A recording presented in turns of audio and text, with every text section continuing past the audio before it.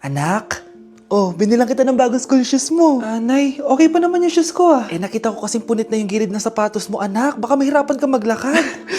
Thank you, Nay. Anak ko, para sa'yo. Hala, Nay, hindi mo naman po kailangan gumastos para dito. Kita ko kasing nahihirapan ka sa research nyo. Sana makatulong yan, anak. Thank you so much, Nay. Nasaan na yun? Be, nasaan na yung introduction mo? Chapi ka! Aray, kinagat po ako na lamok. O anak, bakit sa labas ka gumagawa niyan?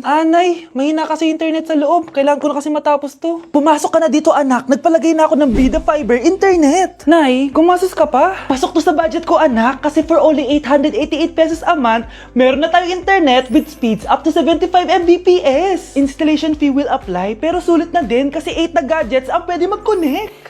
Salamat sa lahat, Nay. Ginagawa mo magaan yung pag-aaral ko. Di bali, Nay, makakabawi din ako sa inyo. Love you, anak!